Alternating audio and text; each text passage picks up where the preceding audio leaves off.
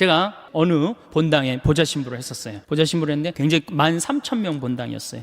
7개 꿀이야. 7개 꿀이야. 이제 그 성지순례, 여성 꿀이야가 성지순례를 하는데 관광버스가 10세대가 가는 거예요. 10세대가. 근데 이제 보좌신부랑 가고 싶은 거예요. 꼬시는 거예요. 신부님, 우리랑 성지순례 가요. 난 싫습니다. 그때만 해도 대단했거든요. 요즘은 좀 덜하지만. 왜 가기 싫습니까? 아니, 갈 땐 거룩한데 올 땐 너무 정신이 없어서 난 싫다. 걱정하지 말고 그런 일이 있어도 우리가 막아주겠다. 네, 알겠습니다. 갔어요. 갈 땐 정말 거룩하게 가더라고요. 근데 올 때는요, 이게 장난이 아니에요. 이 아파트촌에 있었던 성당인데 젊은 엄마들인데, 아니 내리자마자부터 술을 박스로 먹더니 올라서서 취해갖고 그 복도 사이에 나와갖고 막 관광버스 춤을 추는 거예요. 막 오르니까 젊은 보좌신부랑 춤을 추고 싶은 거예요. 끌고 나가려고 그러는데 단장님들이 막았어요. 좀 맨 앞자리에 앉았고. 결국은 끌려 나갔어요. 저는 춤출 줄 모릅니다. 신부님 걱정하지 마세요. 우리가 다 알아서 할 테니까. 어떻게 알아서 해요? 내 손을 붙잡더니 막 추는 거예요. 한 5분 정도 이제 자매님들하고 춤을 춰갖고 이제 들어오려고 그랬더니 어딜 들어가니 오늘은 안 된다. 내 이 양복 뒷덜미는 힘이 왜 이렇게 좋아? 그러니까 갈 때는 자매님들인데 올 때는 아줌마로 변합니다. 아줌마로. 그래갖고 좀 앞에서 막 춤을 추면 저 뒤에서 뭐라고 그러냐? 야, 니네만 신부님 데리고 놀지 말고 뒤로 좀 보내. 앞에서 뒤까지 그냥 통제가 안 돼요. 통제가. 근데 저는 충분히 이해를 해요. 아니, 더 심하게 놀아도 전 된다고 생각해요. 더 심하게. 어쨌든 경찰이 뭐 있다고 그래도 앉지도 않아요. 보라고 그러고 막. 그런데 성당 도착 2km 전에 기적이 일어납니다.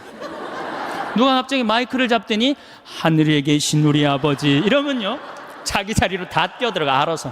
난 하늘에 계신 우리 아버지가 그렇게 전능한지 그때 알아봐요.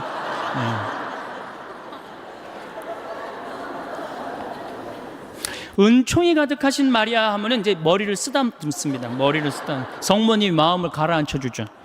영광이 하면요 다시 우울 컨셉으로 돌아갑니다. 아니, 누가 하느님을 믿으면서 그렇게 우울하라고 그랬어요?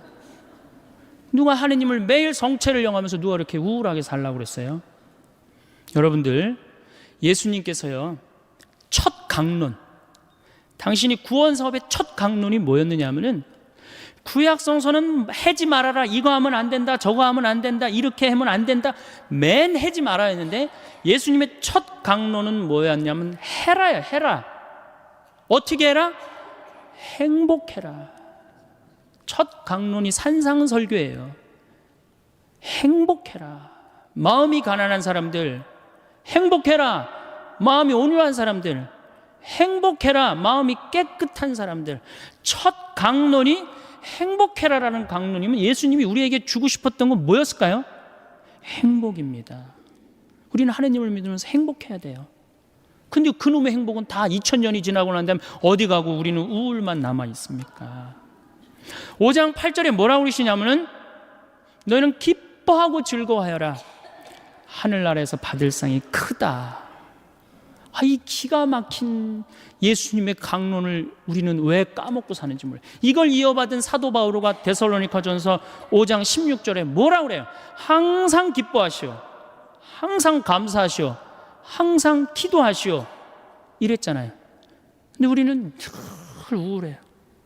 그래서 이게 지금 3시간짜리 강의인데 제가 1시간으로 줄인 겁니다. 그럼 지금부터 신부님 어떻게 하면 행복하면 됩니까? 10가지를 제가 말씀을 드리겠습니다. 첫 번째, 운동해라. 이게 건강이 최고입니다. 여러분들 하느님 이렇게 믿는다고 열심히 기도한다고 건강해집니까? 천만에요. 운동해야 돼. 운동. 스트레칭을 하든 수영을 다니든 30분을 걷든. 근데 내가 평창에 살고 있는데 시골 사람들보다 도시 사람들이 더 오래 살아요. 왜 더 오래 살까요? 운동해서. 여러분, 운동하십시오. 혹시 여기 몸 아픈 분들 성당에 나가면 나을까? 물론 하느님이 은총 주면 낫죠. 그 전에 운동부터 하세요. 뼈 아픈 분들 수영장 다니세요. 몸 아픈 분들, 여기저기 결린 분들 스트레칭 하십시오. 벤자민 플랭클린이라는 사람이 있어요. 미국의 독립의 그 선언문을 기초한 사람이에요. 이 사람이 뭐라 유명한 말을 했으면 여러분 많이 들었어요. 재산을 잃으면 조금 잃은 거고, 명예를 잃으면 반 잃었고, 건강을 잃으면 다 잃었다. 다 잃는 거예요. 아프면은 다 소용없어요. 다 소용없어요. 그러니까 운동해라. 두 번째, 감사해라. 우리 천주교 교우들이 제일 못하는 것 중에 하나가 감사야. 감사. 얼마나 감사해. 하나님이 물도 공짜로 주셨죠, 공기도 공짜로 주셨죠, 햇볕도 공짜로 주셨죠. 이 은총 속에 살아가면서도 왜 우리 감사하지 못해요? 저는 매일 평창에서 수원에 있는 어머니 아버지를 향해서 절합니다.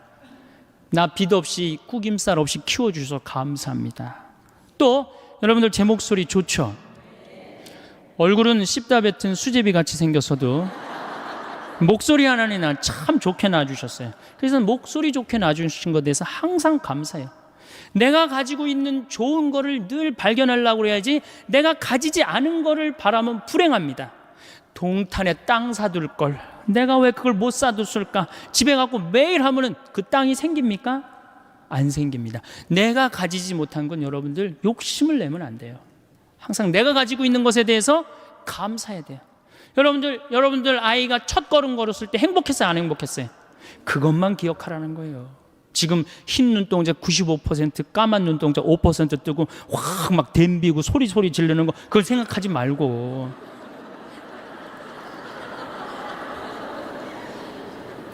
세 번째, 대화해라. 대화해라. 정말로 우리가 대화가 필요합니다. 이제 100년 동안 살 거예요. 여러분들 100년 동안 살 거기 때문에 이 대화가 꼭 필요합니다. 나하고 정신적으로 맞는 사람과의 대화, 이게 굉장히 중요해요. 물론 남편이면 가장 좋죠. 아내면 가장 좋죠. 남편과 아내가 안 된다면 성당에 영적으로 깊은 사람들이 분명히 있을 거예요. 그런 사람하고 친분을 가지세요. 밥 한 그릇 사줘가면서라도 투자하셔야 돼요. 여러분들 인생을 위해서 밥 한 그릇 사줘가면서 깊은 대화를 나눌 수 있는 그런 사람을 많이 가지고 있으면 있을수록 여러분들은 행복하게 살 수 있어요. 맨날 십자가의 길 20번 하루에 내가 해리라 그런다고 행복한 게 아니에요. 네 번째, 공부해라. 자, 여러분들 초등학교 6년, 중고등학교 6년, 대학교 4년, 12년, 16년 동안 공부해서 50살까지 먹고 삽니다. 50살까지. 자, 50살부터 100살까지 살려면 어떻게 해야 될까요? 다시 공부해야 돼. 근데 우리나라 사람은 공부를 안 해요. 이게 문제입니다. 큰 문제예요. 공부 안 하는 거. 다섯 번째, TV 시청을 반으로 줄여라. 지금 이 평화방송 중계하고 있는 걸로 알고 있는데 텔레비전이 문제 중에 문제입니다. 현대의 하느님이 누가 하느님이에요? 저 우리 예수님이 하느님이에요? 저는 예수님이 하느님이라고 생각하지 않아요. 텔레비전님이 하느님이라고 생각해요. 여러분들 거실 정가운데 누가 모셔져 계세요? 텔레비전님 모셔져 계시죠? 쇼판 누굴 향해서 배열되어 있어요? 텔레비전님을 향해서 배열되어 있어요. 말씀하십시오. 당신 종이 듣고 있나이다. 이러면서 아침에 일어나고 누구한테 제일 먼저 문안 인사드려요? KBS님 안녕히 주무셨습니까? 더 기가 막힌 건 뭔 줄 아세요? 텔레비전님이 주무시기 전에는 절대 안 잡니다.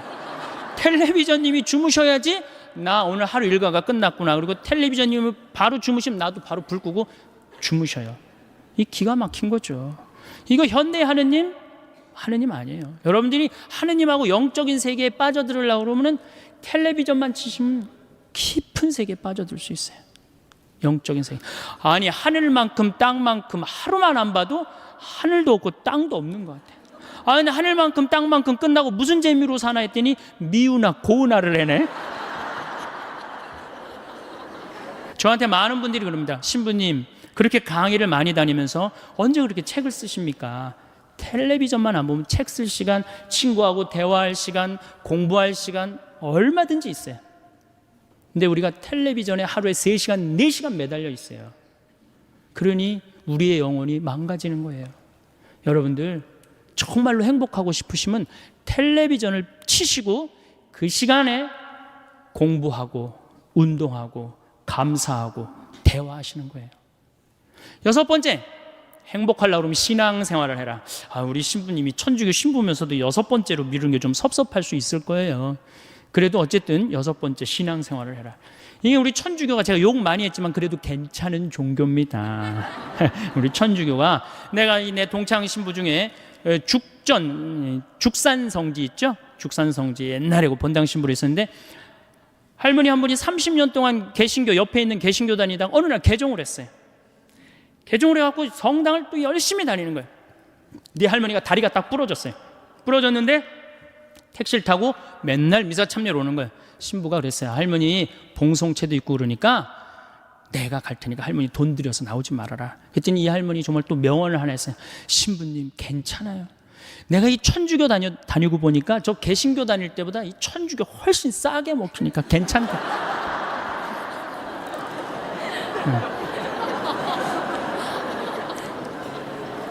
여러분들, 우리가 하느님께 의지하고 살아갈 때 마음의 평화를 누립니다. 여러분들이 세상 것에 자꾸 의지하면요 완전히 망가집니다.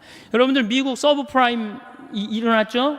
우리나라도 제가 보기에는 결코 안전한 지대가 아니에요. 여러분들, 내 땅값 1억 2억 됐다고 마음이 붕붕붕붕 떠 있는데 붕붕붕붕 뜨면 떨어지게 돼 있어요. 우리가 거는 기대는 하느님이어야지 세상적인 거는 결코 긴 영원한 행복을 주지 못한다. 그래서 여러분들 열심히 하느님 믿으세요. 하느님 찬양하고 하느님께 감사드리고. 7번째, 행복하려면 웃어라.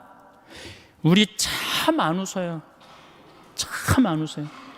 우리나라 사람들 참 안 웃어요. 제가 이렇게 도시에, 저는 뭐 이 시골에 살지만 이렇게 도시에 이렇게 나와서 가끔 엘리베이터를 탈 때가 있어요.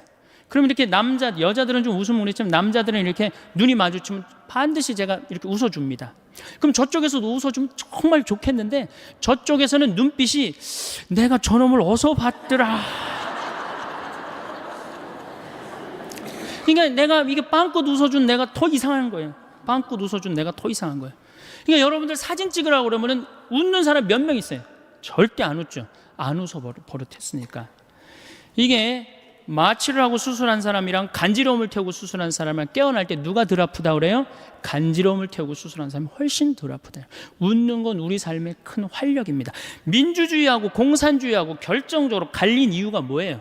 민주주의가 승리하고 공산주의가 망한 결정적인 이유는 뭐예요? 저는 민주주의는 웃어서 일어난 거고 공산주의는 안 웃어서 망했다고 저는 생각해요. 여러분들, 북한 공산주의를 이렇게 비춰줄 때 웃는 거 본 적 있으세요? 거의 없어요. 개그 프로그램이 없어요. 웃을 때 경쟁력이 생기는 거예요. 여러분들 주위에 참 잘 웃는 사람, 그 사람 경쟁력이 있어요. 생전 안 웃는 사람 경쟁력 있을 것 같아요? 절대 없습니다.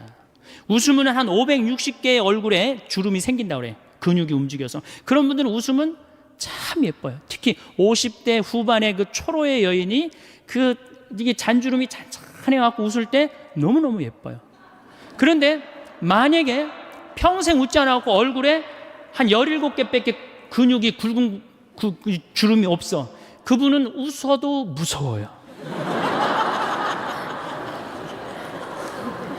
여러분들 많이 웃으십시오. 웃는 거야말로 우리가 행복으로 갈 수 있는 지름길이에요. 그러니까 웃을 일을 많이 만들으세요.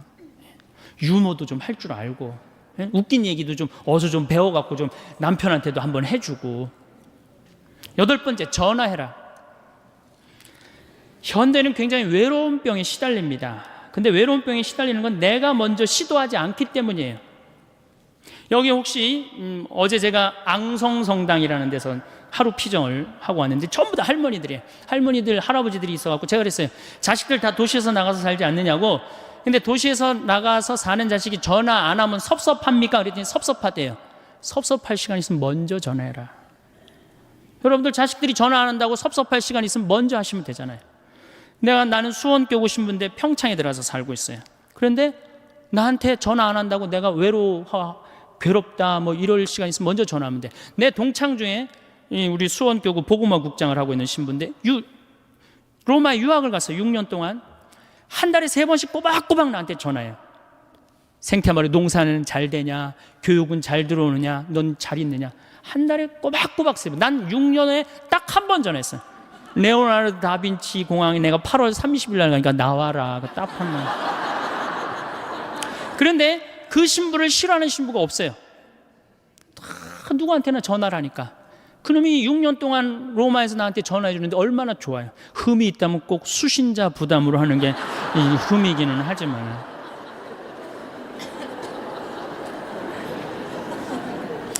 아홉 번째, 자기 자신에게 친절해라. 자기 자신을 사랑하지 않는 사람은 어느 누구도 사랑할 수 없습니다. 이 50대 된 아주머니들을 보면 쌈순이야. 완전 쌈순이야. 자식 보면은 내가 너한테 평생 모든 걸 바쳤는데 왜 서울대학도 못 가고 저 지방 어느 대학을 나고 빌빌거리냐고 그러고 싸우고, 남편 보면 당신 나한테 해준 게 뭐 있냐고 그러고 싸우고, 시어머니 보면 왜 죽지도 않고 날 이렇게 괴롭히냐고 그러고 싸우고. 왜 쌈순이가 됐을까요? 그 이유는 자기가 행복하지 않기 때문에. 저는 저한테 참 잘합니다. 잘하려고 노력해요. 저는 내가 냉면이 먹고 싶다 그러면 총회장이 사줄래나 부회장이 사줄래나 성무회장이 사줄래나 안 기다립니다. 냉면이 먹고 싶으면 내 돈 들여서 내가 사 먹어요. 아니, 총회장이 내가 냉면이 먹고 싶은지 무슨 짜장면이 먹고 싶은지 어떻게 알아요? 그걸 기다리고 언제 앉아 있어요? 여러분들도 여러분들 먹고 싶은 게 있으면 여러분들 돈 들여서 사 먹어요. 그리고 오늘 당장에 애들 학원 먼저 끊어요. 학원 끊고 그 돈 가지고 일단 여행 먼저 갔다 오세요. 그럼 자식한테 절대 원망하지 않습니다. 10번째, 이웃에게 친절해라. 9번째까지 하면은 매력 없는 사람이에요. 근데 우리 천주교 하느님 믿는다 그러면서 얼마나 우리가 정말로 강팍하게 사는지 몰라요. 정말 이 사람들이 매일 십자가 얘기라고 매일 참회 예절하는 사람인가 의심이 갈 정도로 강팍하게 삽니다. 여러분들 1,000원 가지고 괴로워하고 갈등하고 아파해 본 적 있어요, 없어요? 있습니다. 지하철을 탔어요. 갑자기 문이 열리더니 어두운 밤에 캄캄한 이러면서 아니 이 맹인이 이렇게 장님이 이렇게 지나가고 있어요. 그럼 그때부터 괴로워하기 시작하는 거예요. 1,000원을 줘야 되나 말아야 되나. 이 앞에 지나가면 이제 얼굴이 빨개졌다 하얘졌다 합니다. 이걸 꺼내 아무도 안 주는데 이거 용기가 안 난다. 뒷꼭지 보고 무슨 생각을 하냐면 그래도 1,000원을 줄 걸. 이런 나를 하느님이 보고 무슨 생각을 할 것 같아요? 저걸 천당에 데리고 와야 되나 말아야 되나. 하느님도 똑같이 내가 이웃한테 베푸는 만큼 하느님도 베풀어요. 근데 이놈은 1,000원을 가지고 그렇게 갈등하고 괴로워하고 힘들어하니 그게 무슨 십자가의 길을 했는데 무슨 소용이 있어요? 사실 저는 제가 신학교 2학년 때 명동에, 저는 수원신학교 졸업했기 때문에 명동에 오면서 갈등을 한 적이 있어요. 아니 전철에 앉아 있는데 지나가는 거예요. 1,000원을 줘야 되나 말아야 되냐. 굉장히 결국 못 줬어요. 신학교에 가만히 앉아 있는데 기가 막히더라고. 하느님 위해서 모든 걸 내놨대는데 이놈은 1,000원 가지고 이렇게 괴로워하고 번뇌하고 아파하는 내 자신이 너무 한심하더라고요. 그 다음부터 저하고 약속을 했어요. 만나면 무조건 5,000원, 10,000원을 주리라. 1년에 몇 번 만나요? 그 후로 5,000원, 10,000원을 주고 나니까 그렇게 평화로워요. 5,000원, 10,000원을 주고 나니까 그 다음에는 10,000원, 20,000원도 너무너무 쉬워요. 100,000원도 쉬워요. 여러분들 어때요? 내가 시장에 나갔어.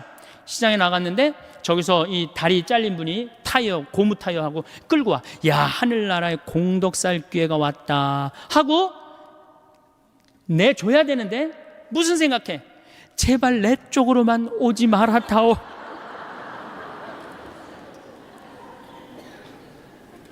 그런 내가 정말로 행복한 사람이겠어요? 행복할 수가 없어요. 저는 교황님의 말씀이, 요한 바오로 2세 말씀이 정말로 현대인들한테 중요한 의미를 주고 갔다고 생각해요. 나는 행복했습니다. 여러분들도 행복하십시오. 여러분들 성당에 오면 어떻게 행복하세요? 제가 항상 이렇게 강의를 다닐 때 보면 이 이상한 대답이 나와요. 이 지금과 같은 대답이. 저는 그렇게 생각하지 않아요. 천주교 컨셉은 우울이에요. 천주교 컨셉은 행복이 아니에요. 천주교 컨셉은 우울입니다. 개신교는 찬양, 기쁨, 감사, 영광, 알렐루야, 아멘이에요. 근데 우리 천주교는 참회예절, 양심성찰, 봄판공, 가을판공, 십자가의 길, 요즘 지내는 사순식이야. 이 컨셉은 우울입니다. 우울. 우리는 우울해야 돼. 우울해야 돼. 우리는 기쁘면 안 돼요. 성당 나오면 기쁠 게 뭐 있어요? 우선 여러분들을 부르는 용어 자체가 참, 여러분들 보면 전 참 신앙의 신비를 많이 느껴요. 용어 자체가 뭐냐? 신자야. 이거 뜻을 풀이하면 믿을 신의 놈자자예요. 그럼 신자 여러분, 그러면 뭐라고 그러는 거예요? 믿는 놈들 여러분 이러는 거예요. 그래도 좋고 행복하다고 이렇게 성당에 꽉 찬 거 보면 성령의 역사가 아니면 불가능하죠. 개신교는 뭐라고 부릅니까? 성도라고 그래요. 거룩한 무리 여러분, 믿는 놈들 여러분, 거룩한 무리 여러분. 틀리지 않아요? 예? 뭔가 여러분들, 제가 21세기는 서비스의 시대, 웰빙의 시대라고 하는데 서비스가 되지 않는 공동체는 망하게 돼 있어요. 그런데 이게 믿는 놈들 여러분 그러고 있으니 개신교는 성도 여러분 이러고 있는데, 불교는 불자라고 그래요. 불자, 부처님의 아들. 그래서 불자님이 가능한 거예요. 절에는 불자님 그러죠? 부처님의 아드님. 여러분들 신자님 이런 소리 들어본 적 있어요? 들어본 적 없죠? 그러니까 이 불자님들은 이런 극 서비스를 받으니까 시주를 하면 얼마를 하느냐? 한 번 하면 10만 원에서 100만 원 합니다. 거룩한 무리들은 한 번 하면 1만 원에서 10만 원 합니다. 믿는 놈들은 1,000원만 하면 되는 거야. 그러니까 천주교 교우들 헌금 안 낸다고 욕할 필요 하나도 없다는 거예요. 정말로 우리 교회가 교우들을 정말로 감동을 시켜주고 서비스를 해준다면은 전 교우들 헌금 많이 된다고 믿습니다. 네. 그래서 이 로리 베리 존슨이라고 최고 경영자 CEO라는 책을 쓴 개신교 이 미국의 그 컨설팅 회사 사장이 있어요. 그분이 예수님이 서비스의 CEO라는 거예요. 섬김의 CEO. 예수님이 이 세상에 오셔서 뭐라 그랬어요? 나는 섬김을 받으러 온 것이 아니라 섬기러 왔다. 마태복음 20장에 나오는 얘기예요. 또 마태복음 23장에 너희 중에 높은 자리에 앉고 싶으면 어떻게 해라? 낮은 자리에 가서 섬겨라. 이게 예수님이 마지막 날 그것도 모자라서 최후의 만찬 때 내 뜻을 이 친구들이 모르면 어떻게 할까? 마지막으로 보여주신 행동이 제자들의 발을 씻겨주는 거예요. 종이 돼서 섬긴 거예요. 내가 너희들을 섬겼듯이 너희들도 서로 어떻게 해라? 섬겨라. 그런데 우리는 섬기는 모습을 어디 가도 볼 수가 없어요. 우리 교회는 명령하고 통치하고 다스리는 면이 훨씬 큽니다. 섬기는 것보다는. 저는 얼마 전에 개신교 목사님들 헌금 무슨 세금 안 낸다고 막 큰 교회들 막 두들겨, 저기 막 언론에서 그랬죠? 막 두들겼죠? 그런데도 거기에 3만 명, 5만 명 왜 맨날 올까요? 와서 행복하기 때문에. 내가 목사님이 그러는 거 상관없어요. 내가 와서 너무너무 행복해. 너무너무 기뻐. 그들은 일주일 내내 스트레스를 받아도 교회 가면 그 스트레스를 다 풀어. 근데 우린 일주일 내내 스트레스 받아도 성당 가도 또 스트레스 받는 경우가 많다 이거예요. 신부님 강론이 참, 뭐 저도 신부지만은 좀 그렇죠? 네. 우리 여기 대부분이 지금 여성들인데, 시아버니 호랑새요, 시어머니 꾸중새요, 동생 하나 한림새요, 한량새요, 신우 하나 뾰족새요, 시아집이 뾰중새요, 남편 하나 미련새요, 자식 하나 우는새요, 나 하나만 썩을 셀새. 이 며느리들이 이렇게 스트레스를 받고 살아요. 귀 먹어서 3년이요, 눈 어두워서 3년이요, 말 못해서 3년이요, 석 3년을 살다 보니 배꼽 같던 내 얼굴 호박꽃 다 되었네. 3단 같던 내 머리 비사리 춤이 다 되었네. 비단 같던 내 고운 손결 오리발이 다 되었네. 이게 우리 며느리들의 아픔이고 고통이에요. 그래갖고 그냥 스트레스를 받아갖고 주일날 하루 이렇게 와서 좀 앉아서 위로를 받고 박수도 치고 좀 이게 좀 이렇게 좀 하려고 그러는데, 우린 시작할 때부터 어떻게 해요? 미사 시작할 때부터 내 탓이요, 내 탓, 미치는 거죠. 이게 안 미치겠어요, 여러분들? 그러니까 이 성가 소리를 들어보면요, 정말 기가 막혀요. 이게 우울의, 우리 천주교 우울의 이 표상이 이 성가인데, 그 중에 최고의 성가가 주여 임하소서예요. 얼마나 정말로 우울하게 부르는지 몰라요. 주여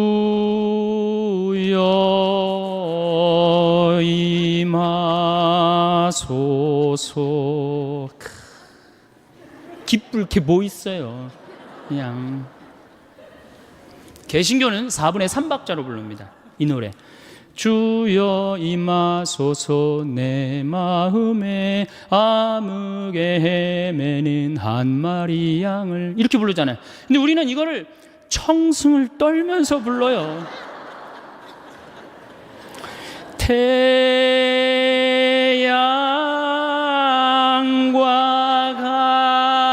같으신 사랑, 이거 뭐 여기에 무슨 뭐 찬양이 있고 경배가 있고 영광이 있어요. 그러니까 미사하고 나면 힘이 하나도 없는 거야. 일주일 내내 스트레스 받고 성당에 와서도 완전히 그냥 뭉개지고 가는 거예요. 그러니까 제 말은 천주교의 기본 컨셉은 우울이다 이거예요. 우울. 그럼 우울의 극치가 있어요. 성지순례입니다. 이게 우리 천주교 성지순례, 이게 많이 바뀌어야 되는 건데 5월이나 9월 달에 성지순례를 가요. 그렇죠? 5월이 얼마나 계절이 예뻐요. 장미 만발하고 정말 꽃 철쭉 막 펴 있고 얼마나 이게 가슴이 막 이렇게 봄처녀 이렇게 뛰듯 뛰어요. 그래서 성지순례를 가요. 9월 달에 코스모스 만발할 때 성지순례를 갑니다. 그리고 레지오에서 이제 성지순례를 가요. 관광버스를 타고 가는 거예요. 하늘은 파랗고 정말 만물이 이제 뭐 생동하는 계절에 성지순례를 가는데 마음에 맞는 자매하고 또 같은 차에 타게 됐어. 옷도 예쁘게 입고 막 돈 이렇게 주머니도 차고 이렇게 간식도 찾는데 레지오 단장이 딱 보니까 이게 너무 들떴어.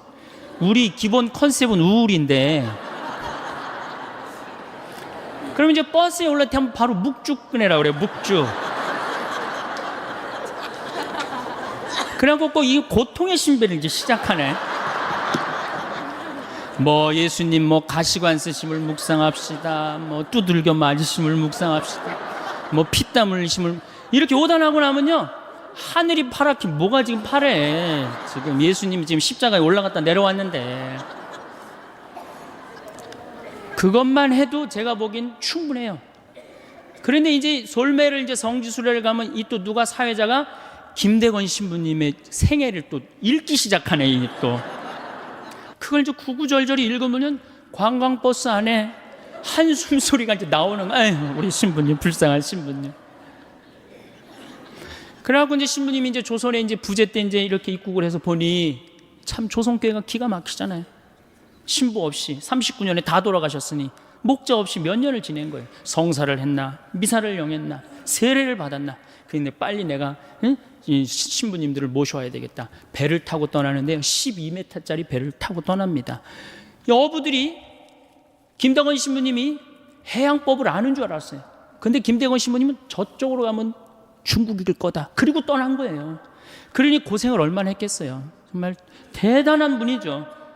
그래갖고 그냥 20일 동안 먹지도 못하고 난파를 당합니다. 노도 떨어지고 뭐 닷도 그냥 없어지고, 하여튼 기적으로 이제 상황에 도착해갖고 신부님 서품을 받고 다시 돌아오죠. 똑같이 고생을 하는데 왔는데 제주도네.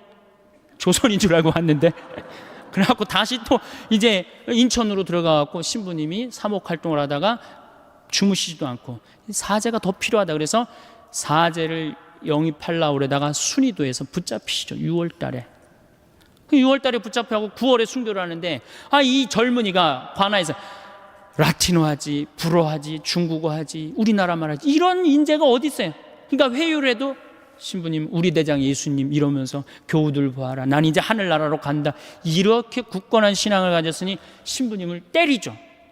때리니까 6월에서 9월에 순교하니 여름을 지나잖아요. 허벅지에 구더기가 나고 그냥 정말로 고생을 하죠. 그래갖고 신부님이 9월 16일 날 세남토에서 순교를 하시는데 이렇게 순교를 하십니다. 어느 쪽으로 되면 잘 자르겠느냐, 이쪽으로 되면 잘 자르겠느냐, 저쪽으로 되면 잘 자르겠느냐. 그런데 여러분들은 뭐 하는 거냐? 이렇게 훌륭한 신앙 성도를 모시고 사는데 주일미사를 제대로 나오냐, 선교를 제대로 하냐. 그럼 교우들은 또 고개 팍 숙이고 우울 컨셉으로 나가는 거죠. 자, 장하다 순교자 합시다. 장하다 장성, 그러니까 장례차가 가는 거야, 관광버스가 아니라. 그러다 어느 사이에 이제 그렇게 하다 보면 성지에 도착을 합니다. 그러면 시키지 않아도 십자가 길 알아서 해요. 이제 십자가 길 끝나고 밥을 먹는데, 이 사회자, 이 단장이 보기엔 좀 미안하다면 1년에 한 번 나오는 건데 술을 먹이기 시작해요. 한 잔씩 먹으라고. 갈 때는 거룩한데 올 때는 이상한 모습이 나옵니다. 갈 땐 분명히 장하다로 갔는데 올 땐 차차차로 오는 거예요. 이게 우리 한국 천주교의 모습이에요. 한국 천주교의 모습. 개신교는 처음부터 거룩하게 가서 끝까지 거룩하게 옵니다. 중간에 뭐 노래하고 박수치고 춤추고 없어요. 왜? 이미 교회에서 다 했기 때문에 이건 성지순례로 끝나는 거예요. 우리는 한 번도 한 적이 없어. 이제 1년에 유일하게 한 번 스트레스 풀 수 있는 시간은 돌아오는 길이야. 그 시간은 광란의 시간이 돼야지 스트레스를 푸는 거예요. 미치는 거죠. 통제가 안 돼요. 그 시간에는. 보면 화장실 갈 때도 춤추고, 제가 이렇게 성지순례 다닐 때마다 저 사람이 저런 끼가 있는 줄은 꿈에도 몰랐다. 그런 사람이 참 많아요. 1년 내내 고개 숙이고 다니니까 얌전한 줄만 알았지. 2006년에 판사가 110명이 임명이 됐는데 그중에 남자가 56명, 여자가 54명. 그러니까 둘 중에 하나가 여자라는 거죠, 여자가.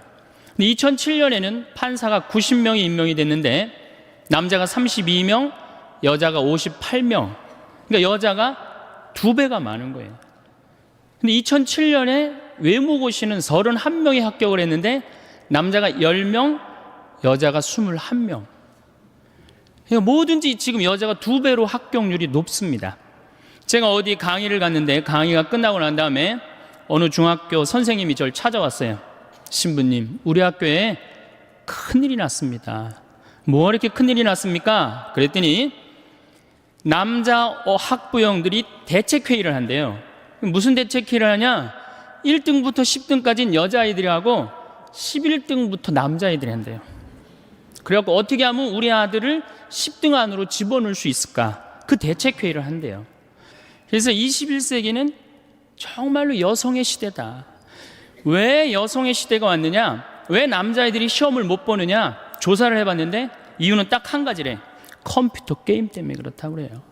지금 중고등학교 아이들 모든 가정의 갈등의 원인은 컴퓨터 게임입니다. 그 다음에 또 남자의 특성 중에 하나는 개떼처럼 몰려다니는 걸 좋아한대, 남자애들. 그러니까 이 여자아이들하고 경쟁해서 이길 수가 없다는 거예요. 그러니까 지금 초등학교, 중고등학교 아이들에서는 지금 훨씬 더 많이, 이미 미국은 하버드 대학에 여학생이 더 많이 합격을 하고 있죠. 이렇게 살기 좋은 세상에 왔는데 우리나라 여자들은 사회에 참여하지 않습니다. 16대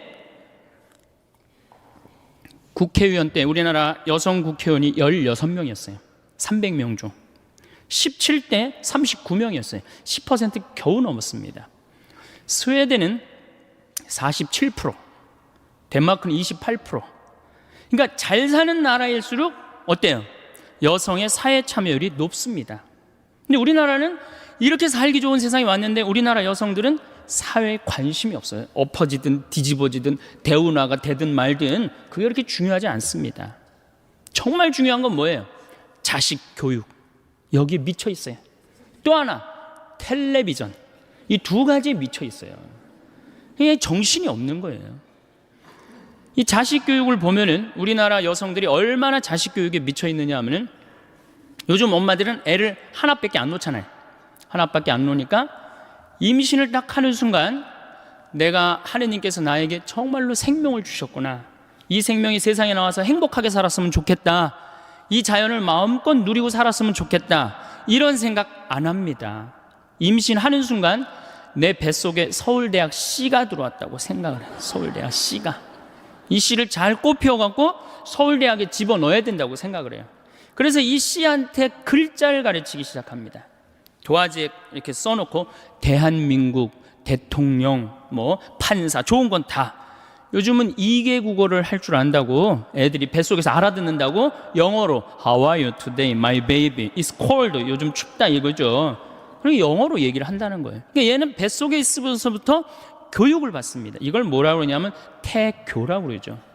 참 불쌍한 아이들이죠. 엄마의 태를 열고 세상에 나왔어요. 세상이 얼마나 이뻐요. 구름도 예쁘고 지금 달이 너무너무 이쁘게 떴더라고요. 달도 이쁘고 별도 이쁘고 비도 이쁘고 눈도 이쁘고 그 이쁜 걸 아파트 베란다 창문을 통해서 보고 싶은데 이 잔인한 엄마들이 너는 세상을 볼 시간도 없고 자격도 없어.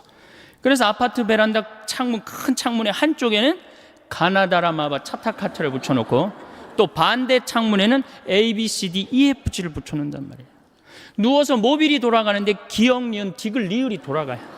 창문을 봐도 글자, 모빌이 돌아가는데도 글자. 겨다닐만 할 때 되면 우리 엄마들이 어떻게 하느냐? 텔레비전에는 텔레비전이라고 그 밑에다 써놓고, 의자에는 의자라고 써놓고, 냉장고에는 냉장고라고 써놔요. 어딜 가도 글자니까 요즘 애들이 몇 살에 한글을 띄냐면 5살이면 한글을 띱니다. 모르는 글자가 없어요. 우리 생태마을에 이 아빠 캠프를 옵니다. 아이들이 5살 어린이집 아이들이 보편제한 기도를 읽어요. 그게 기가 막히잖아요. 천재 아니야, 천재. 저한테 데리고 옵니다. 여러분들 40대 넘은 분들 중에 혹시 글 띄고 학교 들어가신 분들 계세요? 전 초등학교 1학년 내내 빵점 받았어요. 받아쓰기. 글이 뭔 줄 알고 들어가요. 어느 날 어머니가 여기 수건 달아주니까 이게 학교 가는 건가 보다 하고 갔죠. 근데 그런 엄마가 내 아이가 5살 때 한글을 띄었다. 흥분됩니까? 안 됩니까? 흥분되죠. 저한테 데리고 옵니다. 신부님, 우리 애가 천재인가 봐요. 왜요? 텔레비에 나오는 글자 모르는 글자가 없어요. 안수기도 축복기도 해달라는 거죠. 천재한테. 그럼 내가 걔 머리에 손을 얹고 뭐라고 기도를 하냐면은 이제 네 인생은 쫑났다. 내가 이렇게 기도해줘요. 이 5살 때는 고정적인 개념을 가르쳐주면 얘가 똑똑 바보가 된다고 그래요. 글자는 잘 알지만 다른 걸 전혀 모른다는 거예요.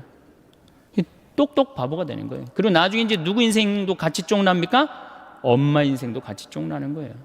아, 천재인 줄 알고 초등학교에 넣어놨더니 남들하고 섞어놓으니까 어때요? 똑같네. 불안하고 초조하죠. 그러니까 학원에 보내기 시작해. 속셈 학원, 뭐 나눗셈 학원, 뭐 영어 학원, 뭐 요즘 서당도 있어요. 서당, 뭐 태권도 학원, 뭐 애가 무슨 실험 도구 대상도 아니고 얼마나 불쌍해요. 그래갖고 초등학교 끝나면 이제 중고등학교 때 전쟁을 합니다. 아이랑 학원에 가느냐 안 가느냐. 신부님은 애를 안 낳아서 모르지만 이게 너무는 이게 안 됩니다. 이게 그럴 문제로 끝나는 게 아니에요. 어쨌든 울며 불며 달래갖고 서울대학은커녕 무슨 저 지방에 무슨 제3대학에 이제 들어갔어요, 얘가. 그래갖고 얘가 졸업을 해갖고 취직을 했어요. 장가까지 보냈네. 그럼 부모 역할 다 한 거야, 안 한 거야? 다 했죠? 부모 역할 다 했으면 어떻게 해야 돼요? 줘야지. 부모 역할 다 했으면. 근데 이 21세기에 정말 심각한 문제는 뭐예요? 안 죽는 거예요. 이게 안 죽어요. 2006년 여성 평균 연령이 82세입니다. 대개 장례미사 할 때 보면 90세입니다. 재수 없으면 100살까지 산다는 얘기예요. 여러분들 전부 다. 제가 본당 신부할 때 요한나라는 열심한 자매가 있었어요. 이 자매가 애를 4을 낳았어요. 누가 봐도 이 자매가 정말로 효녀예요, 효녀. 그래갖고 이 자매를 보고 입교하는 교우들도 참 많았어요. 근데 이 자매가 나한테 와서 신세한테 할 때 보면 신부님, 시집살이 하기 너무 힘들대요. 왜 힘드냐? 우리 시어머니, 시아버지는 아침, 점심, 저녁 3끼를 다 따뜻한 밥을 원한대요. 3끼를 다. 그러니 8명 밥을 아침, 점심, 저녁으로 한다고 생각해 보세요. 얼마나 힘들어요. 그래서 내가 우리 할아버지, 할머니들을 모시고 온천을 간 적이 있어요. 온천을 이제 가서 제가 우리 요셉 할아버지가 그때 73살이었어요. 73살이요. 할아버지, 왜 집에서 밥을 3끼를 꼭 다 드셔야 되느냐. 한 끼는 좀 노인정 가서 드셔라. 가서 좀 고수톱도 치고 친구들하고 놀고 그래야지. 며느리가 무슨 징역 사는 것도 아니고 하루 종일 집에 매달려서 시어머니 시아버지 뒷바라지라는 거 너무 힘들지 않느냐. 며느리도 아침 식사 이렇게 설거지 끝내고 학부형도 만나고 다니고 싶은데 좀 다니게 하면 얼마나 좋으냐. 그랬더니 이 할아버지가 저한테 화를 내는 거예요. 신부님, 저는 노인정 가기 싫다는 거예요. 아니, 왜 노인이 노인정 가기 싫으냐? 그랬더니 이 할아버지 저한테 명언을 했어요. 형들이 심부름을 시켜서 가기 싫대요. 제가 조사를 해보니까 75살 이하를 뭐라고 부르느냐면 청노인이라고 그래요. 청년 노인이다 이거예요. 75살은 청년이에요. 청년. 이게 계산상 안 맞아요. 계산상. 자식을 20년 키웠으면 20년만 받아 먹어야 될 거 아니야. 근데 요즘 20년 키우고 50년 받아 먹어. 50년. 그러니 자식들도 지치는 거예요. 지치는 거예요. 여러분들 생각해 보세요. 집에 내가 30살까지 키워놨는데 40이 돼도 장가 안 가고 빈둥빈둥거리는 놈이 있으면 미워요, 안 미워요? 밉죠? 반대로 한번 생각해 보세요. 아니, 우리 엄마가 8, 90이 됐는데 죽지도 않고 그냥 뒷방에서 빈둥빈둥거리면 자식은 믿겠어요, 안 믿겠어요? 이게 여러분들만 이게 안 죽는 게 문제가 아니라 우리 신부들도 안 죽는 게 문제입니다. 우리 신부들도 안 죽어요. 제가 신부 될 때 수원교회 은퇴사제가 딱 한 분이 계셨어요. 근데 지금 19분이에요. 이분들이 우리 은퇴금을 다 썼어요. 지금 우리 은퇴사제들 제가 보기에는 한 80으로 늘려야 되지 않을까. 이탈리아는 실질적으로 이런 일이 있습니다. 93살 먹은 본당 신부님이 은퇴를 안 하는 거예요. 왜냐하면 신부는 은퇴하면은 찾아오는 사람이 누가 있어요? 1년만 찾아오고 그 다음부터 아무도 안 찾아옵니다. 그러니까 이 신부님이 하여튼 정신이 오락가락하면서도 은퇴를 안 하는 거예요. 얼마나 정신이 오락가락하느냐. 이 장례 때 이게 장례인지 혼배인지 헷갈리는 거예요. 네. 그러니까 장례 때 혼배 강론하고 혼배 때 장례 강론하고 주교님이 머리가 아픈 거예요.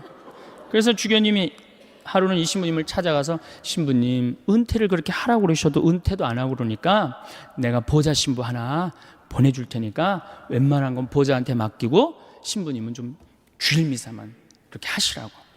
신부님이 보좌를 준다니까 너무너무 좋잖아요. 이태리는 한 신부님이 3성당을 맡고 그러거든요.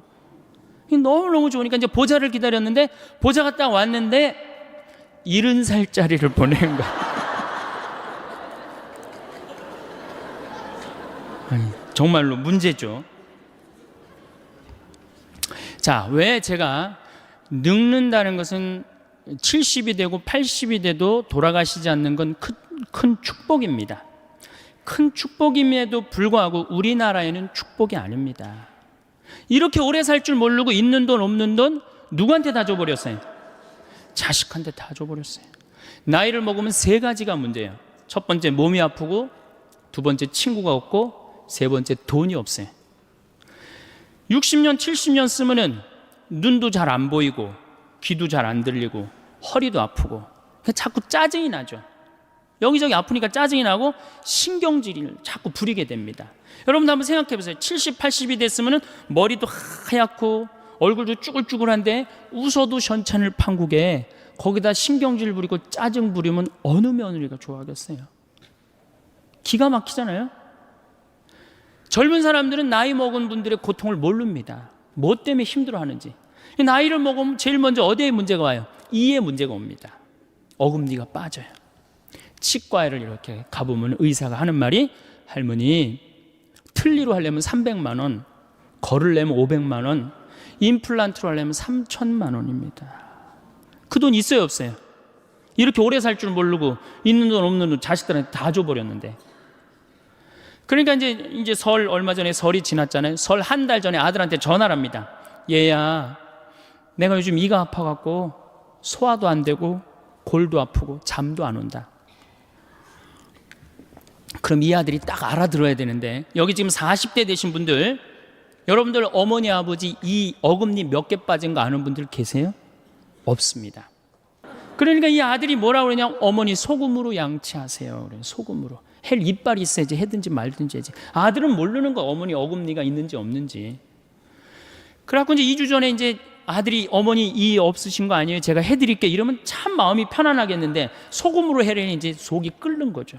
한 번 또 전화를 합니다. 내가 요즘 이가 더 아파갖고 소화도 안 되고 정말로 잠도 안 온다. 어머니 왜 내 말을 이렇게 안 들으세요? 소금으로 하라니까. 그래갖고 설날 갖고 용돈을 주고 가는데 딱 10만 원을 딱 주고 가면은 이게 이제 우라가 이제 우라통이 터지는 거예요. 어디 가서 얘기하긴 창피하고 자식 욕먹이는 것 같고 자기 자존심 상하고 누굴 찾아오냐면 본당 신부를 찾아옵니다. 신부님, 내 말 좀 들어보세요. 그러면 이 할머니들이 내 말 좀 들어보라고 그러면은 아들이 이 안 해준 얘기만 하면 제가 다 알아들어요. 근데 이제 70, 80된 할머니들이 내 말 좀 들어보라고 그러면 꼭 어디서부터 시작하냐면 대동아 전쟁부터 이제 시작을 해요. 거기부터 이제 시작을 해야지 이제 마음이 풀리는 거예요. 신부님, 내가 대동아 전쟁에 시집을 와갖고 노숙갈 뺏긴 얘기, 공출 당한 얘기, 뭐 시집살이 한 얘기, 뭐 그래갖고 신부님이 이제 해방이 됐어요. 해방. 이빨 얘기 나오려면 아직 멀었어. 이제 해방된 거, 해방. 네. 그래갖고 좀 살만했더니 글쎄 6.25가 터지지 않았어. 1.45 때 고생한 얘기. 그리고 이제 53년부터 62년까지 똥구멍이 찢어지게 가난한 얘기를 합니다. 할머니, 똥구멍이 찢어지게 가난한 게 뭐예요? 신부님, 말도 마십시오. 전쟁 끝나고 먹을 거 아무것도 없는데 9월에 이제 추수를 하면 먹을 게 2월에 떨어진다는 거예요. 보리는 5월에 피는데 이 식구는 한둘도 아니고 이게 다 먹고 살아야 되는데 먹을 게 어디 있어? 그러니까 풀뿌리 캐서 먹고 산 나물 캐서 먹고 이제 그것도 이제 모자라면은 배가 고프 모자라면 제일 요깃거리가 소나무 껍질이래. 안에 속껍질. 그걸 이렇게 껍질을 벗겨갖고 말리면은 이제 물기가 말라지면 그거를 갈아갖고 국에다 넣어서 먹는데요. 그럼 그렇게 배가 부르대요. 근데 이 소나무 껍질이 야채랑 과일의 섬유질하고는 질적으로 틀립니다. 이거는 들어가면은 수분이 쫙쫙 빠져갖고 딱딱하게 굳는 거예요. 그래갖고 대장에 가면 돌덩어리가 되는 거예요. 소나무 껍질이. 그러니까 이게 딱딱한 돌덩어리를 빼내니 똥구멍이 찢어지는 거죠. 똥구멍이 찢어지게 가난하게 고생한 얘기. 그래갖고 논 팔고 소 팔고 이렇게 해갖고 내가 내 자식을 이렇게 키워놨는데 나 늙었다고 이렇게 내 이해 하나 해주지 않는다고. 신부님, 나 인생 헛살았다. 불행한 거죠. 불행한 거죠. 인생 헛살았다. 신부님, 억울해서 못 살겠다. 그 얘기를 합니다. 자, 이렇게 몸이 아파요. 그 다음에 친구가 없어요. 나이를 먹으면은 자꾸 줄어듭니다. 떠나가고 죽고. 그리고 내가 한번 친구한테 얻어먹었으면 그 다음에 또 사야 되는데 내가 돈이 없어. 그러면은 안 만나게 되는 거예요. 자꾸 자신감이 없고 방 안에 있는 거예요. 우리나라 노인들은 너무너무 불쌍한 거예요. 외롭고. 거기다 이제 속까지 좁은 거죠. 왜? 누가 친구야? 뒷방의 벽이 내 친구야. 인생 복귀하는 거 매일 앉아서 대동아 전쟁부터 쫙. 그러니 한숨 한 번 쉬고 벽 한 번 쳐다보고 한숨 한 번 쉬고. 그러니까 속 좁죠. 짜증 부리죠. 신경질 부리죠. 얼굴 쭈글쭈글하죠. 머리 하얗죠. 이런 시어머니 90까지 모시고 산 며느리 있으면은 장례미사 끝나자마자 본당 신부가 할 일이 있습니다. 교황청에 연락해서 그 며느리 바로 시성식 해줘야 돼. 대단한 며느리입니다. 대단한 며느리. 끝으로 돈이 없어요. 이게 제일 문제입니다. 나이를 먹어갖고 돈이 있으면은 어떻게 해요? 절대 괄시 안 받습니다. 근데 돈이 없으니까 한 60, 70까지는 효심으로 하지만 80, 90 넘어가면 효심으로 못 합니다. 그땐 사랑으로 해야 되는데 우리는 사랑도 없어요. 사랑도. 제가 이 불란서 쌍젤리제 거리를 이렇게 밤에 가보니까 거기에 쫙 있는 분들이 할머니들밖에 없어요. 할아버지들밖에. 와인 한 잔 시켜갖고 탁 팔짱 끼고 나와서 음악 듣고 집시들이 연주하면 1유로 탁 내고. 젊은 사람 하나도 없어요. 젊은 사람. 작년에는 제가 재작년이네. 오스트리아 비엔나를 갔다 왔어요. 갔다 왔는데 거기 비올라 공부하는 친구랑 제일 맛있는 음식점이 시청 근처래요. 그래서 거기 가서 먹자. 17명이 밥을 먹는데 15분이 할머니, 할아버지. 2명만 젊은 사람이야. 야, 젊은 사람이 다 어디 갔느냐? 신부님, 제가 밥 먹고 젊은 사람이 있는 데를 알려드리겠습니다. 밥을 먹고 공원을 딱 갔는데 거기에 젊은 애들이 우유 하나, 빵 조각 하나로 전심을 때우는 거예요. 그 젊은 애들 천재. 우리나라 명동은 어떻습니까? 누구 천재예요? 이게 뭐가 잘못된 거죠. 젊은 애들이 돈을 벌었어요. 사회를 위해서 공헌한 게 있어요. 근데 이 정말로 평생 이 나라를 위해서 공헌하고 돈 벌고 자식 키운 할머니, 할아버지는 명동에서 찾아볼 수 없고 젊은이만 득실득실하니 이 나라 거꾸로 가는 거 아니에요? 우리나라 노인들은 어디 가면 볼 수 있어요? 파고다 공원에 가면 볼 수 있어요. 완전히 거꾸로 돼 있는 거예요. 완전히. 그러니까 이게 문제죠. 여러분들 뭔가 심각한 걸 못 느껴요? 지금 우리 사회가 이게 뭔가 뒤집어져도 완전히 뒤집어진 거 못 느끼세요? 자식들한테 그렇게 잘해주는 나라 없어요. 일본만 해도 대학 들어가면 아버지가 손을 잡고 은행에 갑니다. 누구 이름으로 대출받아요? 아들 이름으로 대출받습니다. 그래갖고 얘가 대학을 졸업하면 자기 월급에서 갚는 거예요. 근데 우리는 장가갈 때까지 다 해줘. 1억 7천이 들어간대요. 그러니까 있는 돈 없는 돈 다 주고 난 다음에 그냥 죽으면 서로 속 편하고 상당히 좋은데 다 주고 난 다음에 안 죽는단 말이야. 50년 동안 안 죽어요. 반평생, 반백년. 이 소중한 인생을 우리는 다 날린단 말이야. 그러니까 우리나라는 행복지수가 178개국 중에 102등이에요. 경제는 세계 10위라고 그러는데 행복지수는 왜 100등이 넘어갈까요? 태어나자부터 공부하죠. 입시지옥에 시달리죠. 부모들은 아파트에, 애 학원비에, 등록금에, 노인들은 있는 돈 없는 돈 자식들한테 다 줘갖고 행복하지 않아요. 행복한 삶의 시작은 우리 몸과 마음에 활력을 불어넣는 것에서 출발합니다. 매일 아침 일어나 몸을 움직이는 것만으로도 하루는 전혀 다른 모습으로 시작됩니다. 운동이라고 해서 거창할 필요는 없습니다. 집 앞을 천천히 걷거나 공원에서 가벼운 체조를 하는 것만으로도 충분합니다. 몸을 움직일 때마다 우리 안에 잠들어 있던 에너지가 깨어나고 혈액이 온몸을 돌며 생명력을 전해줍니다. 특히 규칙적인 운동은 단순히 몸의 건강만을 위한 것이 아닙니다. 땀을 흘리며 몸을 움직이다 보면 마음속 깊이 쌓여있던 스트레스와 걱정들이 자연스럽게 해소됩니다. 운동 후 느끼는 그 상쾌함과 성취감은 하루 종일 우리를 든든하게 지탱해주는 힘이 됩니다. 몸이 건강해야 마음도 건강해지고 마음이 건강해야 진정한 행복을 느낄 수 있습니다. 웃음 또한 우리 삶에 놀라운 변화를 가져다 줍니다. 진심으로 웃을 때 우리 몸에서는 행복 호르몬이 분비되어 자연스럽게 기분이 좋아집니다. 웃음은 전염성이 있어서 한 사람의 밝은 웃음이 주변 사람들까지 덩달아 기분 좋게 만들어줍니다. 하루에 한 번이라도 진심으로 웃을 수 있다면 그날은 이미 성공한 하루라고 할 수 있을 것입니다. 웃음은 우리 삶의 경쟁력이 되고 어려운 상황에서도 희망을 잃지 않게 해주는 소중한 선물입니다. 행복의 가장 확실한 열쇠 중 하나는 감사하는 마음입니다. 우리가 당연하게 여기는 많은 것들을 다시 한번 돌아보면 감사할 일들이 참 많다는 것을 깨닫게 됩니다. 아침에 눈을 뜰 수 있다는 것, 따뜻한 잠자리에서 편안히 잠들 수 있다는 것, 맛있는 음식을 먹을 수 있다는 것, 이 모든 것들이 사실은 기적과 같은 선물들입니다. 감사는 단순한 마음가짐이 아니라 세상을 바라보는 관점 자체를 바꿔줍니다. 같은 상황이라도 감사하는 마음으로 바라보면 긍정적인 면들이 보이기 시작합니다. 비가 내리면 식물들이 자랄 수 있어서 감사하고 해가 나면 따뜻함을 느낄 수 있어서 감사합니다. 이런 작은 감사들이 모여서 우리 마음을 풍요롭게 만들어줍니다. 감사하는 습관을 기르기 위해서는 의식적인 노력이 필요합니다. 매일 잠자리에 들기 전 오늘 하루 감사했던 일들을 떠올려보는 시간을 가져보시기 바랍니다. 처음에는 큰 일들만 떠오르겠지만 점차 작은 일상의 순간들도 감사의 대상이 된다는 것을 발견하게 될 것입니다. 이렇게 감사의 눈으로 세상을 바라보기 시작하면 삶 자체가 축복처럼 느껴집니다. 인간은 홀로 살아갈 수 없는 존재입니다. 다른 사람과의 깊은 교감과 소통이야말로 진정한 행복의 원천 중 하나입니다. 마음이 통하는 사람과 나누는 깊이 있는 대화는 그 어떤 오락이나 취미보다도 큰 만족감을 줍니다.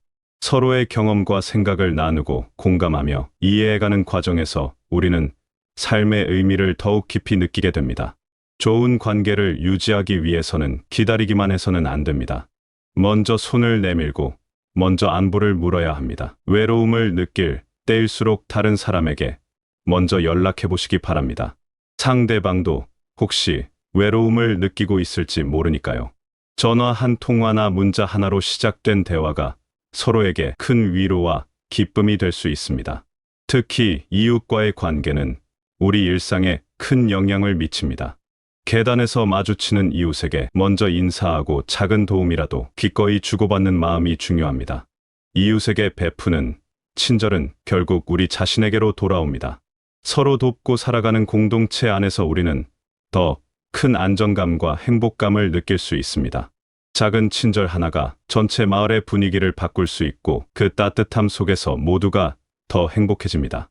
끝없는 배움 속에서 성장하기, 나이가 들수록 더욱 중요해지는 것이 바로 배움입니다.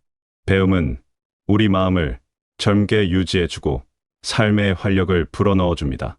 새로운 것을 알아가는 기쁨은 어린아이의 순수한 호기심과 같은 것으로 나이와 상관없이 누구나 느낄 수 있는 특별한 행복입니다. 배움의 형태는 다양합니다. 책을 읽는 것도 좋고 새로운 취미를 배우는 것도 좋습니다.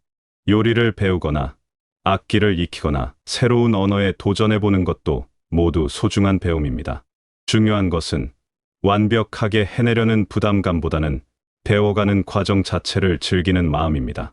배움은 또한 우리에게 겸손함을 가르쳐줍니다. 새로운 것을 배울 때마다 아직 모르는 것이 얼마나 많은지 깨닫게 되고 세상의 넓기와 깊이를 새삼 느끼게 됩니다. 이런 깨달음은 우리를 더욱 열린 마음으로 만들어주고 타인의 의견을 존중하며 듣는 자세를 기르게 해줍니다. 평생에 걸친 배움은 우리 인생을 더욱 풍요롭고 의미 있게 만들어주는 보물과 같습니다. 우리에게 주어진 시간은 누구에게나 하루 20시간으로 동일합니다. 하지만 그 시간을 어떻게 사용하느냐에 따라 삶의 질은 전혀 달라집니다. 텔레비전 앞에서 보내는 시간을 조금 줄이고 그 시간을 운동이나 독서 또는 사람들과의 대화에 사용한다면 하루가 훨씬 더 충실하고 의미 있게 느껴질 것입니다. 물론 텔레비전 시청 자체가 나쁜 것은 아닙니다. 좋은 프로그램을 통해 정보를 얻고 즐거움을 느끼는 것도 필요합니다. 다만 습관적으로 텔레비전 앞에 앉아 시간을 흘려보내는 것보다는 의식적으로 선택해서 보는 것이 좋습니다. 그리고 나머지 시간은 더 능동적이고 창조적인 활동에 사용해 보시기 바랍니다. 시간을 지혜롭게 사용한다는 것은 바쁘게 살아야 한다는 의미가 아닙니다. 때로는 아무것도 하지 않고 멍하니 앉아 있거나 산책을 하며 생각에 잠기는 시간도 필요합니다. 중요한 것은 자신이 선택한 시간 사용법에 대해 만족감을 느끼는 것입니다. 하루를 마무리할 때 오늘 하루를 의미 있게 보냈다는 느낌을 받을 수 있다면 그것이야말로 시간을 잘 사용한 것입니다. 행복한 삶을 위해서는 자신에게 친절해야 합니다. 자기 자신을 사랑하고 돌보는 것은 이기적인 행동이 아니라 건강한 삶의 기초입니다. 자신이 좋아하는 음식을 먹고 하고 싶은 일을 하며 스스로에게 잘해주는 것이 필요합니다. 자신의 감정을 소중히 여기고 몸의 신호에 귀 기울이며 충분한 휴식을 취하는 것도 자기 사랑의 표현입니다. 하지만 자기 사랑이 자기중심적인 사고로 이어져서는 안 됩니다. 진정한 행복은 자신만을 위한 것이 아니라 타인과 나누는 것에서 찾을 수 있기 때문입니다. 작은 친절이라도 다른 사람에게 베풀 때 느끼는 따뜻함과 보람은 그 무엇과도 바꿀 수 없는 소중한 감정입니다. 이웃에게 베푸는 친절은 결국 우리 자신에게로 돌아옵니다. 이것은 단순한 보상의 개념이 아니라 우주의 자연스러운 순환과 같은 것입니다. 선한 행동과 친절한 마음은 보이지 않는 끈으로 연결되어 세상을 더 따뜻한 곳으로 만들어줍니다. 우리가 베푸는 만큼 우리도 받게 되고 그 속에서 진정한 평안과 행복을 찾을 수 있습니다. 이 인생의 가을과 겨울을 맞이한 지금 여러분의 마음속에는 수많은 경험과 지혜가 쌓여 있습니다. 때로는 몸이 예전 같지 않아서 힘들고 때로는 마음이 외로워서 슬플 수도 있습니다. 하지만 여러분이 지금까지 살아온 모든 순간들이 얼마나 소중하고 의미 있는 것인지 잊지 마시기 바랍니다. 여러분의 존재 자체가 이미 충분히 가치 있고 아름답습니다. 조급해하지 마시고 자신의 속도에 맞춰 천천히 걸어가시면 됩니다. 매일 작은 감사를 찾고 몸을 움직이며 사람들과 소통하고 새로운 것을 배우는 소소한 일상들이 모여서 큰 행복이 됩니다. 어려운 날들이 있더라도 포기하지 마시기 바랍니다. 내일은 오늘보다 조금 더 밝고 따뜻한 날이 될 것입니다. 여러분의 남은 인생이 감사와 기쁨, 그리고 평안으로 가득한 축복받은 시간이 되시길 바라겠습니다.